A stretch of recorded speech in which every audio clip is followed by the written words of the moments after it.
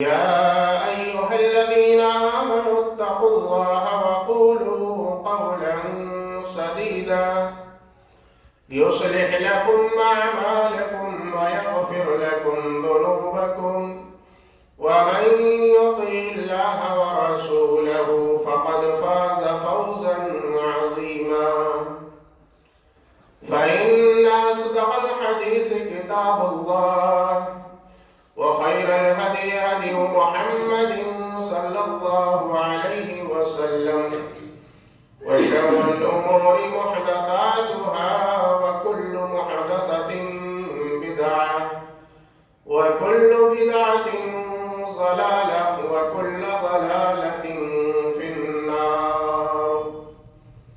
فقد قال الله تبارك وتعالى في الكلام المجيد والفرقان الحميد: أعوذ بالله من الشيطان الرجيم. بسم الله الرحمن الرحيم. وإذ جعلنا البيت مثابة للناس وأمنا واتخذوا من مقام إبراهيم مصلى وعهدنا إلى إبراهيم وإسماعيل أن طهر بيتي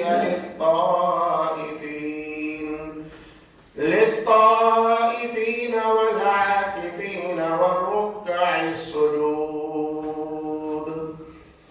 رب اشرح لي صدري ويسر لي أمري واحلل عقدة من لساني يفقهوا قولي. رب زدني علما، اللهم رب زدني علما. حاضرین کرام، پردہ نشین میرے ماں و بہنوں، ہر قسم کی تعریف، بڑائی و بزرگی اس اللہ تبارک و تعالیٰ کے لیے لائق اور سزاوار ہے جو ہم سب کا خالق و مالک ہے۔ اسی اللہ سے دعا ہے کہ الہ العالمین انگنت بے شمار درود و سلام نازل فرما، بالعموم تمام انبیاء کرام پر، بالخصوص نبی آخر الزمان احمد مجتبیٰ جناب محمد رسول اللہ صلی اللہ علیہ وسلم پر۔ اللہم صلی وسلم علیہ۔ حضرات گرامی، خطبہ مسنونہ کے بعد سورۃ البقرہ کی ایک آیت کریمہ ہم نے تلاوت کی ہے، اور انشاءاللہ اللہ سے دعا گو ہوں کہ اسی آیت کریمہ کے تحت کچھ باتیں آپ کے سامنے رکھ سکوں۔ اللہ رب العالمین ہماری باتوں کو قبول فرمائے اور ہم سب کو اس پر عمل کرنے کی توفیق بخشے، آمین۔ نہایت ہی افسوس کی بات یہ ہے کہ آج کے دور میں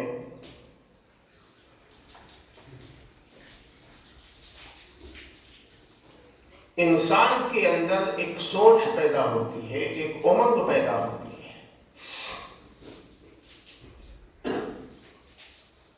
کہ مساجد اور مدارس کے تعلق سے لبکشائی کی جائے۔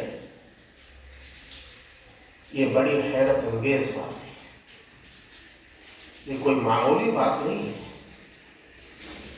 بڑی حیرت انگیز بات ہے کہ آج یہ کہنا پڑے کسی بھی عالم دین سے کہ مسجد اور مدرسے کے تعلق سے کچھ باتیں کی جائیں، کچھ باتیں رکھی جائیں خطبہ جمعہ کے اندر۔ یہ ہمارے لیے بڑی ہی ندامت ہے، بڑی ہی شرمندگی کی بات ہے کہ آج مسلمان اس کگار پر پہنچ چکا ہے کہ اس کو نماز کے لیے اکسانا پڑے، نماز کے لیے اس کو جگانا پڑے، نماز کے لیے اس سے کہنا پڑے، یہ بڑی ہی حیرت انگیز بات ہے، کیونکہ ہم ایک مسلمان ہیں، ایک مسلمان کے گھر میں اللہ نے ہم کو پیدا کیا ہے، یہ ہماری خوش نصیبی ہے،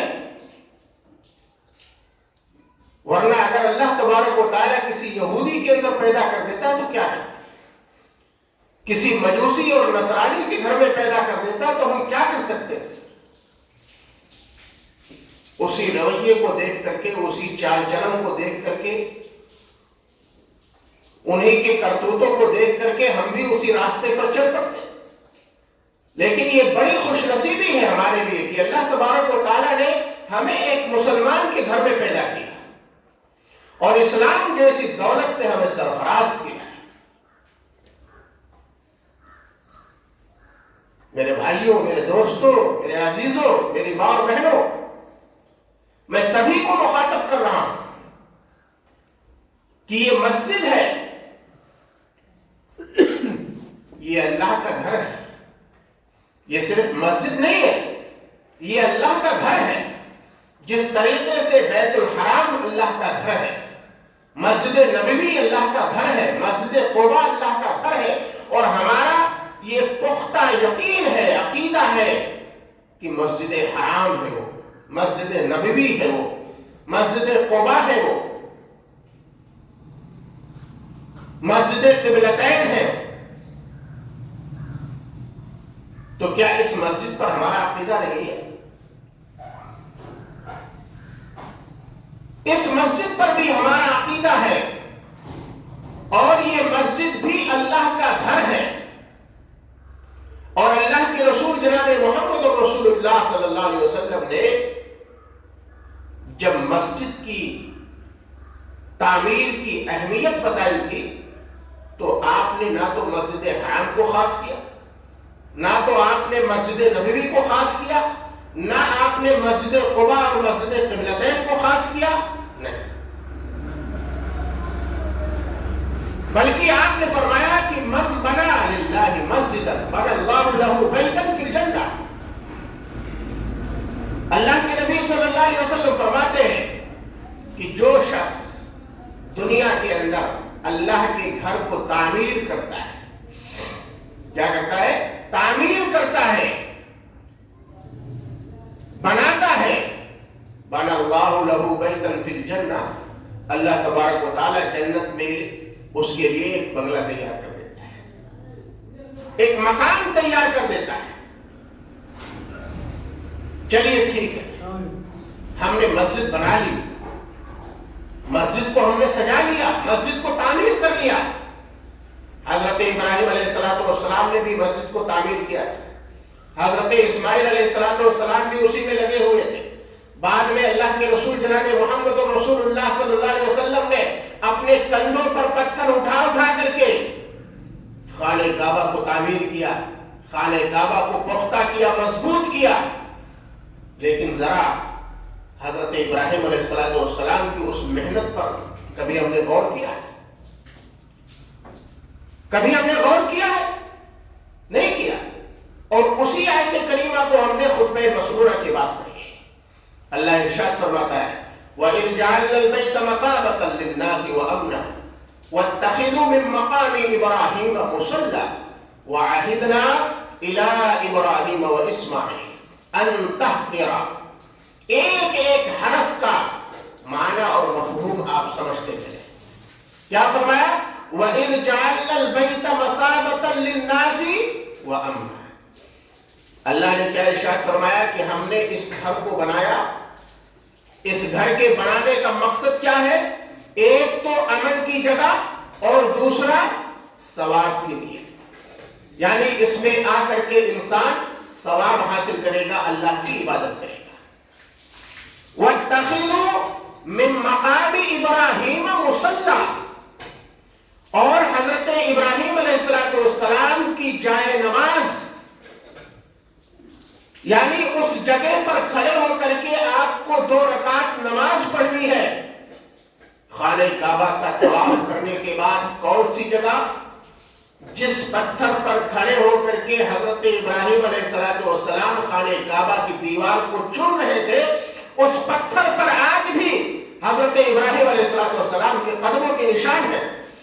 گرچہ اس کو گلاس کے اندر بند کر دیا گیا ہے، اس کو محفوظ کر دیا گیا ہے، لیکن حاجی بہت ہی آسانی کے ساتھ اس کو دیکھ لیتا ہے، اور جب وہاں پہنچتا ہے تو وہ شخص 2 رکعت نماز پڑھتا ہے۔ 2 رکعت نماز من مقام ابراہیم مصلی، مقام ابراہیم کو اللہ تبارک و تعالیٰ نے جائے نماز قرار دے دیا، یعنی نماز پڑھنے کی جگہ 2 رکعت نماز پڑھیں آپ۔ وَعَهِدْنَا إِلَىٰ إِبْرَاهِيمَ وَإِسْمَاعِيلَ أَن طَهِّرَ بَيْتِيَ لِلطَّائِفِينَ، اور اللہ تبارک و تعالیٰ کیا کہہ رہا ہے کہ ہم نے عہد و پیمان دے دیا حضرت ابراہیم اور حضرت اسماعیل علیہ السلام۔ کون سا پیمان دیا؟ پیمان یہ دیا کہ اس کو امن بنائے رکھنے کے لیے، یہاں پر لوگوں کی عبادت کے لیے اس کو پاک صاف رکھنا، تطہیر بیتی للطائفین، تاکہ لوگ اس کے چکر لگا سکیں، لوگ یہاں آ کر کے والعاکفین، عاکفین سے مراد کیا ہے؟ جو ہم اور آپ رمضان المبارک کے اندر اعتکاف کرتے ہیں، اعتکاف بیٹھنے والوں کے لیے، اعتکاف کرنے والوں کے لیے انطہرہ، یہ بالکل پاک و صاف رہنا چاہیے، بالکل پاک و صاف رہنا چاہیے۔ وَرُكَّعِ السُّجُودِ، اور رکوع کرنے والے اور سجدہ کرنے والوں کے لیے یہ گھر جو اللہ تبارک و تعالیٰ کا آپ نے بنایا ہے، اس کو چنا ہے، اس کو محفوظ کیا ہے، بالکل کلیئر ہونا چاہیے، بالکل کلین ہونا چاہیے، تاکہ لوگ بآسانی سے یہاں پر آ کر کے اللہ کی عبادت کر سکیں۔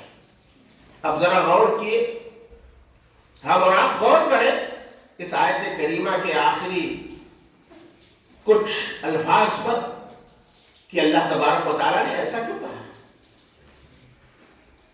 ذمہ داری دے دی ہے، یہ ذمہ داری ہے کہ اگر ہم نے کسی مسجد کو بنایا ہے، کسی گھر کو آباد کیا ہے، اللہ کے گھر کو سجایا ہے، تو ہماری یہ ذمہ داری ہے کہ ہم اور آپ اس مسجد کی دیکھ بھال رکھیں، اس مسجد کا خیال رکھیں، اس مسجد کی پاکی اور صفائی کو دیکھیں۔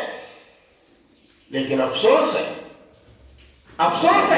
آج ہمارے پاس وقت نہیں، آج ہمارے پاس موقع نہیں ہے، آج ہمارے پاس ٹائم نہیں ہے۔ اللہ کے رسول جناب محمد رسول اللہ صلی اللہ علیہ وسلم نے فرمایا کہ اگر مسجد کے اندر آپ کوئی ریت دیکھیں، ریت، آپ کوئی بلغم دیکھیں، کوئی غلاظت دیکھیں، اور ریت کہتے ہیں کہ ناک سے نکلنے والی گندگی کو، اللہ کے نبی صلی اللہ علیہ وسلم فرماتے ہیں کہ اس کا کفارہ کیا ہے؟ کہ اس کو مٹی کے نیچے دبا دینا، یہ اس کا کفارہ ہے، یہ اس کا کفارہ ہے کہ اس کو مٹی کے نیچے دبا دینا۔ یہ ہماری ذمہ داری ہے میرے بھائیوں اور دوستوں، یہ ہماری ذمہ داری ہے کہ ہم اپنی مسجدوں کو پاک و صاف رکھیں، اپنی مسجدوں کو آباد رکھیں، اپنی مسجدوں کی دیکھ بھال کریں۔ جس طریقے سے اپنے گھروں کی دیکھ بھال کرتے ہیں، اس سے کہیں زیادہ ہمیں فکر اللہ کے گھر کی ہونی چاہیے، اللہ کے گھر کی فکر ہونی چاہیے۔ لیکن افسوس تو یہ ہے کہ ہمارے پاس وقت نہیں ہے، ہمارے پاس تو مسجد میں حاضری دینے کا وقت نہیں ہے۔ آج جمعے کا دن ہے، وسیم بھائی نے جب اذان دی ہے تو میرے خیال سے 6-7 لوگ 8 لوگ تھے، بتائیے، اور 12 آپ سن رہے ہیں، ہر مہینے درس قرآن سن رہے ہیں آپ، ہر ہفتے آپ خطبہ جمعہ سنتے ہیں، الگ الگ جگہوں سے عالم دین آتے ہیں، آپ کو دین کی باتیں بتاتے ہیں، اس کے باوجود بھی وہی رفتار بے ڈھنگی تو پہلے تھی اور بھی ہے، آج بھی ہم اسی نقش قدم پر چل رہے ہیں، جبکہ ہم قرآن کریم کی آیات کو 12 سنتے ہیں۔ سورہ جمعہ پڑھ کر کے آپ دیکھیں، اور آپ بھی ہو سکتا ہے پڑھتے ہو قرآن کریم کی جب تلاوت کرتے ہو تو اللہ تبارک و تعالیٰ کیا فرماتا ہے؟ یا ایھا الذین آمنوا اذا نودی للصلاۃ من یوم الجمعہ، اے لوگوں جب جمعے کی اذان ہو جائے تو تم مسجد کی طرف نکل پڑو، اپنے کاروبار کو، بزنس کو چھوڑ دو، بالائے طاق کر دو، مسجد کی طرف نکل پڑو۔ اب سوال یہ اٹھتا ہے کہ ابھی جمعے کے خطبے کے بعد آپ مجھ سے پوچھ سکتے ہیں کہ مولانا صاحب آپ نے تو کہا کہ اذان جب ہو جائے تو ہم تو اذان کے بعد ہی گھر سے نکلتے ہیں، دکان سے اپنے نکلتے ہیں، اپنے کاروبار کو چھوڑتے ہیں۔ نہیں، مقصد یہ نہیں ہے۔ نبی کریم صلی اللہ علیہ وسلم کے زمانے میں پہلی اذان کب ہوتی تھی؟ اس اذان کے اذان ہونے کا مقصد کیا تھا؟ وہی 10:30 11 کے درمیان۔ اور اس اذان کا مقصد یہ ہوتا تھا کہ صحابہ اکرام جو مارکیٹنگ کر رہے ہیں، الگ الگ جگہوں پر جو کام کر رہے ہیں، الگ الگ جگہوں پر جو لوگ موجود ہیں، ان کو یہ پتا چل جائے کہ جمعے کا وقت شروع ہونے والا ہے، جمعے کا وقت قریب آ رہا ہے، لوگ تیار ہو جائیں، لوگ ریڈی ہو جائیں، نہا دھو کر کے صاف ستھرا ہو کر کے لوگ مسجد کی طرف پہنچ جائیں۔ اس آیت کریمہ کے نازل ہونے کا مقصد یہ نہیں ہے کہ آخری اذان ہو جائے اس کے بعد ہم مسجد چلیں گے، نہیں، یہ مقصد نہیں ہے۔ اذا نودی للصلاة من یوم الجمعة فاسعوا الى ذکر اللہ، کیونکہ اس آیت کریمہ کے تحت احادیث رسول بھی ہے۔ اللہ کے رسول جناب محمد رسول اللہ صلی اللہ علیہ وسلم فرماتے ہیں کہ جمعے کے دن جب اذان ہو جاتی ہے، امام منبر پہ کھڑا ہو جاتا ہے، خطبہ شروع کر دیتا ہے، تو اللہ نے جن فرشتوں کو مقرر کیا ہے، بٹھایا ہے، اس مسجد کی گیٹ پر بیٹھے ہوئے ہیں نا فرشتے، ہمارا نام لکھ رہے ہیں نا، کون پہلے آیا کون بعد میں آیا، اس کے بعد کون آیا، سب سے آخر میں کون آیا، لکھ رہے ہیں۔ آپ نے فرمایا کہ وہ رجسٹر کو بند کر دیتے ہیں اور امام کا خطبہ سننا شروع کر دیتے ہیں۔ معلوم یہ ہوا کہ اذان کے بعد خطبہ شروع ہو گیا، اب ہم آئے تو ہمارا نام رجسٹر سے غائب ہے، جبکہ اللہ دیکھ رہا ہے کہ آپ آئے ہیں نماز پڑھنے، عبادت کے لیے آپ پہنچے ہیں مسجد میں، لیکن جب یہ فرشتے قیامت کے دن ہمارے حساب و کتاب کے وقت جب اس نام اعمال کو پیش کریں گے اللہ کے سامنے، تو اس رجسٹر سے ہمارا نام خالی ہوگا، اس رجسٹر سے ہمارا نام خالی ہوگا۔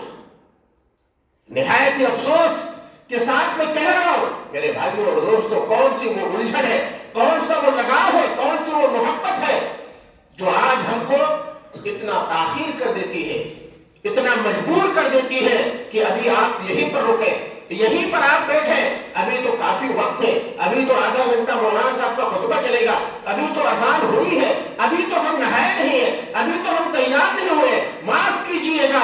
اگر بارات جانا ہو مسلمانوں، یہی جتنے ہم لوگ یہاں پر بیٹھے ہیں موجود ہیں، میں آپ ہی کو مخاطب کر رہا ہوں، چاہے وہ میری ماں اور بہنیں ہو، چاہے آپ ہو یا ہم ہو، کوئی بھی ہو، اگر ابھی بارات نکلنا ہے، دوست کی شادی ہے، ماموں کے وہاں شادی ہے، بہنوں کے وہاں شادی ہے، چچا کے لڑکے کی شادی ہے، 10 بجے سے شروع ہو جاتا ہے۔ پہلے تو داڑھی کی سیٹنگ ہوگی، اگر بنواتا ہے تو بنوا لے گا، بالکل کلین ہو جائے گا، بالوں میں کلر ہو جائے، نہا لو سکون کے ساتھ، کپڑے الماری کھول کر کے 4-6 جوڑا دیکھ لو کون سا جچ رہا ہے کون سا نہیں جچ رہا ہے، کس میں ہم اسمارٹ لگیں گے کس میں نہیں لگیں گے، کس میں اچھے لگیں گے کس میں برے لگیں گے۔ یہ ساری تیاریاں ہونے کے بعد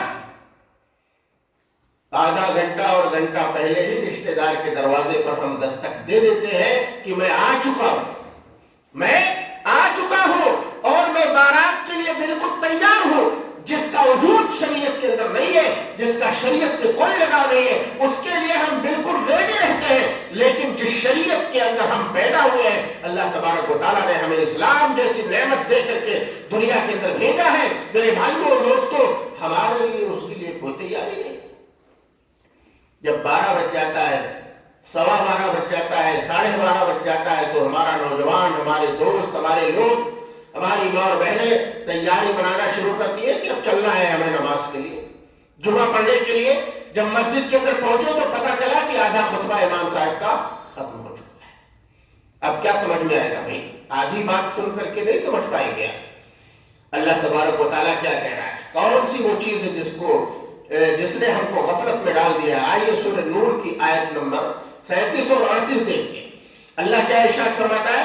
فی بیوت اذن اللہ ان ترفع ویذکر فیہا اسمہ یسبح لہ فیہا بالغدو والآصال۔ اللہ کیا ارشاد فرماتا ہے؟ فی بیوت اذن اللہ، اس گھر کو کیوں بنایا ہے ہم نے؟ اس گھر کے اندر اللہ نے آنے کا حکم کیوں دیا ہے؟ فی بیوت نذر اللہ ان ترفع ویذکر فیہ اسمہ، بلند کر اللہ کے نام کو، اللہ کو یاد کر، یسبحونہ، اللہ کی تسبیح بیان کر، فیہا بالغدو والآصال، صبح اور شام اللہ کے ذکر و اذکار میں اپنی زندگی کو گزار۔ یہ دیوانگی میں کیا اپنی زندگی کو گزار رہا ہے؟ مکان میں بیٹھ کر کے اپنے ٹائم کو ویسٹ کر رہا ہے، دکانوں میں بیٹھ کر کے چند پیسوں اور چند درہموں کی لالچ میں آج تو جمعے کی نماز کو تاخیر کر دیتا ہے، آج تو فرائض کو چھوڑ دیتا ہے، آج تو نمازوں سے غافل ہو جاتا ہے۔ کیا جواب دے گا اللہ تبارک و تعالیٰ؟ کیا جواب دیں گے ہم اور آپ؟ ہمارے پاس کوئی جواب ہے؟ اللہ کے رسول جناب محمد رسول اللہ صلی اللہ علیہ وسلم نے فرمایا تھا کہ اگر اللہ نے پوچھ لیا، اے عائشہ، اگر اللہ نے پوچھ لیا کہ تم نے یہ کام کیوں کیا، تو دنیا کے اندر کوئی شخص ایسا نہیں ہے کہ اللہ کے اس کیوں کا جواب دے دے کہ تم نے یہ کام کیوں کیا ہے۔ یہ مسجد ہے میرے بھائی اور دوستوں، مسجد کے آداب ہے، مسجد کے آداب ہے، مسجد کا احترام ہے، مسجد کی فضیلت ہے۔ اس مسجد کو پاک رکھو۔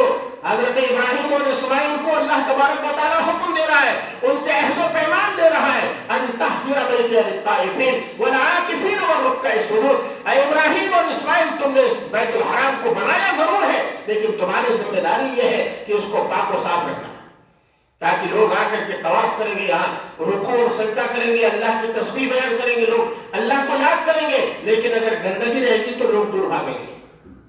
کیسا وہ اللہ کا گھر ہے جو گندا رہ رہا ہے؟ کیسا وہ اللہ کا مکان ہے جس کے اندر لوگ گندگی رکھنا پسند کرتے ہیں؟ اس کی اہمیت ہمیں نہیں پتا۔ آئیے میں بتاتا ہوں، اللہ کے رسول جناب محمد رسول اللہ صلی اللہ علیہ وسلم کے زمانے میں مسجد نبوی میں جھاڑو دیا کرتا تھا، مسجد کو صاف کیا کرتا تھا۔ اتفاق سے اس کا انتقال ہو گیا، رات کی تاریکی میں لوگوں نے جا کر کے مٹی دے دی۔ یہ مختصر میں بتا رہا ہوں۔ اللہ کے رسول جناب محمد رسول اللہ صلی اللہ علیہ وسلم صبح ہوئی، دیکھا وہ نظر نہیں آ رہا، فرمایا هل اعذرتمونی، کیا ہوا؟ کہا کہ اللہ کے رسول اس کا انتقال ہو گیا، میں نے رات میں ہی دفن کر دیا، میں نے رات میں ہی دفن کر دیا، میں نے آپ کو جگانا مناسب نہیں سمجھا، آپ سو رہے تھے، میں آپ کو تکلیف نہیں دینا چاہتا تھا۔ آپ نے فرمایا دلونی علی قبرہ، اس کی قبر کہاں ہے؟ کہاں ہے اس کی قبر؟ مجھے بتاؤ۔ آپ گئے اور جنازے کی نماز پڑھی۔ صحیح بخاری کی کتاب الجنائز کی روایت ہے، یہ کتاب الجنائز کے اندر امام بخاری رحمۃ اللہ علیہ اس حدیث کو لائے۔ اتنی بڑی اہمیت ہے کہ نبی پوچھ رہے ہیں وہ شخص کہاں گیا، وہ آدمی کہاں گیا جو مسجد کو صاف کرتا تھا، جو مسجد کو پاک رکھتا تھا، اور پوچھا باقاعدہ دلونی علی قبر، اس کی قبر کہاں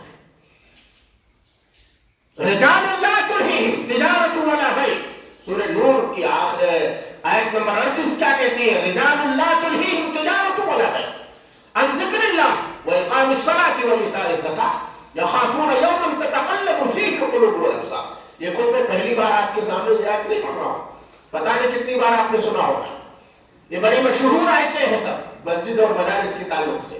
اللہ تبارک و تعالیٰ کیا کہہ رہا ہے؟ وہ لوگ، وہ ایسے ہی لوگ ہیں جن کے اندر کوئی خوف نہیں ہوتا ہے، وہ ڈرتے نہیں ہیں۔ تجارت ولا بیع، کوئی تجارت، کوئی بیع، کوئی دکان، کوئی مکان، کوئی بزنس ان کو نماز سے نہیں روک سکتی ہے، زکات سے نہیں روک سکتی ہے، اور وہ اس دن سے ڈرتے ہیں یخافون یوما تتقلب فیہ القلوب والابصار، جس دن ان کے دل اور ان کی آنکھیں الٹ پلٹ جائیں۔ کیا کرو گے؟ بچے گا کوئی راستہ ہمارے پاس؟ کوئی راستہ نہیں بچے گا، لیکن ضرورت اس بات کی ہے کہ ہمیں اور آپ کو اس کی فکر ہونی چاہیے، ہمیں اور آپ کو اس کی فکر ہونی چاہیے۔ میرے بھائی اور دوستوں، آخری آیت پڑھ دیتا ہوں، وَمَنْ أَظْلَمُ مِمَّنْ مَنَعَ مَسَاجِدَ اللَّهِ أَنْ يُذْكَرَ فِيهَا اسْمُهُ وَسَعَى فِي خَرَابِهَا أُولَٰئِكَ مَا كَانَ لَهُمْ أَنْ يَدْخُلُوهَا إِلَّا خَائِفِينَ لَهُمْ فِي الدُّنْيَا خِزْيٌ وَلَهُمْ فِي الْآخِرَةِ عَذَابٌ۔ دنیا اور آخرت دونوں برباد ہو جائیں گے، دونوں برباد ہو جائیں گے۔ اور یہ آیت کریمہ میں کیوں پڑھا ہوں، اس کی تشریح بھی کروں گا اپنے انداز میں۔ میں نے اس آیت کریمہ کو اس لیے پڑھا ہے، آپ تو سوچ رہے ہوں گے کہ اس آیت کریمہ میں اللہ نے بتایا ہے سب سے بڑا ظالم وہ ہے جو لوگوں کو مسجدوں میں روکے اللہ کی عبادت کرنے سے، اور روکنے کے اندر کتنی چیزیں آ جاتی ہیں یہ نہیں معلوم ہے، یہ نہیں معلوم ہے۔ آج تو ہماری جماعت کی مسجدوں کا حال یہ ہے کہ ہمارے یوگی جی بیٹھے ہیں لکھنؤ میں، مودی جی بیٹھے ہیں دلی میں، باتیں یہاں بھدولی اور نرولی میں ہو رہی ہے۔ بتائیے اتنی فکر مند ہے اتنا فکر ہے اس کو کہ سیاست کی باتیں مسجد میں آ کر کے کرتا ہے، دنیاوی باتیں آ کر کے مسجد میں چھیڑتا ہے. مودی نے کیا کہا، یوگی نے کیا کہا، فلانے نے کیا کہا، تو گماٹی نے کیا کہا. ارے ہمیں اس سے کیا لینا دینا ہے، کیا لینا دینا ہے؟ یہ مسجد اس لیے نہیں بنتی ہے کہ ہم دنیاوی خرافات کریں، دنیا کی باتیں کریں، بلکہ اللہ کے رسول جناب محمد رسول اللہ صلی اللہ علیہ وسلم نے صاف طور پر منع فرمایا ہے مسجدوں کے اندر دنیاوی بات کرنا، مسجدوں کے احترام اور ادب کو نہ سمجھنا. یہ مسلمان کے لیے اتنا کافی ہو جائے گا کہ اگر اللہ تبارک و تعالیٰ نے پوچھ لیا کہ میرے گھر کی بے حرمتی کیوں کی تھی دنیا کے اندر، تو اس کیوں کا جواب میرے پاس نہیں ہوگا، میرے پاس نہیں ہوگا. میں دیکھتا ہوں، میں صرف یہی کی بات نہیں کر رہا ہوں، میں ننولی کا امام ہوں 6 سال سے، میں وہاں بھی مستقل دیکھ رہا ہوں اور میں بول بھی رہا ہوں، لیکن لوگوں کے دلوں پر کوئی اثر نہیں ہوتا ہے. لوگ کہتے تھے مولانا لوگوں کی تقریر اثر نہیں کرتی ہے. نعوذ باللہ، نبی کریم جناب محمد رسول اللہ صلی اللہ علیہ وسلم کی تبلیغ ابو طالب کے اوپر اثر نہیں کیا تھا. تو اس کا کیا مطلب ہے؟ آپ اس سے کوئی غلط مفہوم نکال لیں؟ نہیں، بلکہ یہ دل جب پتھر ہو جاتا ہے تو کچھ بھی اثر نہیں کرتا ہے. اس دل کو پاک کرنا رہتا ہے، اس دل کو صاف کرنا رہتا ہے. میرے بھائیوں اور دوستوں، ضرورت اس بات کی ہے کہ ہمیں اور آپ کو فکر ہونی چاہیے کہ ہم مسجد کے اندر بیٹھ کر کے کم سے کم دنیاوی باتیں نہ کریں. اور یہاں تک مسلمان اتنا گر چکا ہے کہ جس طریقے سے مشرکین مکہ کیا کرتے تھے، منافقین مکہ کیا کرتے تھے، اگر کہہ دو تو انسان کو برا لگ جاتا ہے. میں دیکھتا ہوں کہ نماز امام شروع کر دیتا ہے، قرات شروع ہو جاتی ہے، نماز ہو رہی ہے، لوگ نماز کے اندر مشغول ہیں اور وضو خانے پر بیٹھ کر کے لوگ گپ شپ کر رہے ہیں، وضو بھی کر رہے ہیں اور باتیں بھی کر رہے ہیں، دنیاوی باتیں اس میں چل رہی ہیں، لوگ ہاں ہاں ہو کر رہے ہیں، یہاں نماز ہو رہی ہے. مشرکین مکہ جب سیٹی بجاتے تھے تو آج ہم لوگ قرآن کو پڑھتے ہیں تو ہم تو ان کو بہت ہی حقیر سمجھتے ہیں کہ بتائیے نبی کریم صلی اللہ علیہ وسلم عبادت کرتے تھے اور مشرکین مکہ سیٹیاں بجاتے تھے، اور ہم مسجدوں میں بیٹھ کر کے الٹا سیدھا کہہ رہے ہیں، دنیاوی باتیں کر رہے ہیں. تو یہ غلط نہیں ہے. ہم سچے اور پکے مسلمان ہیں، وہ مشرک تھے، ہم موحد ہیں، وہ منافقین تھے، ہم توحید پرست ہیں. ایسا کیسے ہو سکتا ہے؟ یہ ساری چیزیں شریعت کے خلاف ہیں. اور یہ نماز سے روکنا ہے. امام قرات کر رہا ہے، کون سا پارا وہ پڑھ رہا ہے، کون سی وہ سورت کی تلاوت کر رہا ہے، ہم پیچھے بیٹھ کر کے اگر گفتگو کر رہے ہیں، بات کر رہے ہیں بلند آواز میں، ہو سکتا ہے کہ امام کے ذہن سے نکل جائے. نماز لوگوں کی، نمازیوں کے نماز کے اندر خلل پیدا ہو جائے، وسوسے الگ الگ پیدا ہونے لگے. میرے بھائیوں اور دوستوں، یہ ساری چیزیں بے بنیاد ہیں، خرافاتی باتیں ہیں، اور مسجد کے اندر یہ ساری چیزیں نہیں ہونا چاہیے. مسجد کا ادب و احترام یہ ہے کہ ہم مسجد کے اندر داخل ہوں. اللہم افتح لی ابواب برحمتک. آج ہمارا معاشرہ، ہمارا ماحول، ہمارا طریقہ یہ ہو چکا ہے کہ ہم گیٹ پہ قدم رکھ رہے ہیں، دنیاوی باتیں ہماری زبان میں ہیں، ہم دعا کب پڑھتے ہیں اللہ بہتر سمجھے. ایسے لوگ کیا کرنے آتے ہیں، کیا نہیں کرنے آتے، میری سمجھ سے تو باہر ہے. یہ ادب ہے. آپ دعا پڑھیں، مسجد کے اندر قدم رکھیں، آپ باقاعدہ وضو کریں، وضو کرنے کے بعد آپ دعا کریں، پھر مسجد کے اندر آپ تشریف لائیں. آپ تو جتنا ہو سکے آپ اللہ کی عبادت کریں. فرض نماز ہو، آپ فرض نماز جماعت کے ساتھ ادا کریں، پھر سنت ادا کریں، اپنے گھر لوٹ جائیں، اپنے کاروبار میں لگ جائیں. اور اللہ تبارک و تعالیٰ یہ کہہ رہا ہے فَإِذَا قُضِيَتِ الصَّلَاةُ فَانتَشِرُوا إِلَى الْأَرْضِ. میرے بھائیوں اور دوستوں، جب نماز ختم ہو جائے، جب تم اللہ کی عبادت کر چکو، اس کے بعد تم زمین کے اندر جا کر کے خود بخود پھیل جاؤ. اللہ تم کو آزاد کر دیتا ہے، کیونکہ تم اللہ کی عبادت کر چکے ہو، اللہ کے حکم کی فرما برداری کر چکے ہو. اب تم جاؤ اپنی روزی تلاش کرو. من فضل اللہ، جو اللہ کے فضل سے ہمیں مل رہا ہے اس کو ہم تلاش کریں، پھر اس کو اپنے بچوں میں استعمال کریں، لوگوں پر استعمال کریں، جیسے لوگوں کے حقوق ہیں اس کو پورا کریں. یہ ادب اور احترام ہمارے اندر ہونا چاہیے، کیونکہ ہم ایک مسلمان ہیں، ہم ایک کلمہ گو ہیں، ہم ایک توحید پرست کے گھر میں پیدا ہوئے ہیں. ہم نے کلمہ توحید کو پڑھا ہے، ہم نے کلمہ توحید کو سمجھا ہے. اگر یہ ساری چیزیں ہمارے اندر نہیں پیدا ہوگی تو دوسروں کے اندر کیسے آ سکتی ہے؟ بہرحال اس مسجد کو جس طریقے سے ہم نے رچایا ہے، یہ ہو یا کوئی بھی مسجد ہو، ایک عام جملہ میں بول رہا ہوں، تو اسی طریقے سے ہم اس کو آباد رکھیں، اس کی دیکھ بھال کریں، اس کا ادب و احترام کریں، کیونکہ اللہ کے رسول جناب محمد رسول اللہ صلی اللہ علیہ وسلم نے فرمایا تھا جو اللہ کے گھر کو ویران کرتا ہے اللہ اس کے گھر کو دنیا میں ویران کر دیتا ہے۔ آئیے ہم سب مل کر کے اللہ سے دعا کرتے ہیں کہ الہ العالمین ہم سبھی کو جتنی بھی باتیں ہوئی ہیں اس پر ہمیں سننے سے زیادہ عمل کرنے کی توفیق عطا فرما۔ الہ العالمین ہمیں مساجد اور مدارس کے ادب و احترام ان کا ادب و احترام کرنے کی توفیق عطا فرما، ان کی دیکھ بھال کرنے کی اور اس میں پاکی صفائی ساری چیزیں جتنی بھی ذمہ داریاں ہیں ہمارے اوپر اے اللہ ہم سب کو اس میں کھڑا اترنے کی توفیق عطا فرما۔ الہ العالمین ہم میں سے جو بیمار ہے اللہ ان کو شفاء کاملہ عاجلہ عطا فرما۔ الہ العالمین ہم میں سے جو پریشان ہے اللہ ان کو پریشانیوں کو دور فرما۔ الہ العالمین ہماری ماں اور بہنوں کی عزت و آبرو کی حفاظت فرما، ہم جمیع مسلمانوں کی حفاظت فرما، ظالموں کی تشدد سے ہمیں دنیا کے اندر محفوظ کر لے، جب تک زندہ رکھ اسلام پر زندہ رکھ اور جب ہمارا خاتمہ ہو ایمان بالخیر ہو۔ آمین تقبل یا رب العالمین وآخر دعوانا ان الحمد للہ رب العالمین۔ الحمد للہ الحمد للہ کفا والصلاة والسلام علی من لا نبی بعدہ اما بعد ان اللہ وملائکتہ یصلون علی النبی یا ایھا الذین آمنوا صلوا علیہ وسلموا تسلیما ان اللہ یأمر بالعدل والإحسان وإیتاء ذی القربى وینہی عن الفحشاء والمنکر والبغی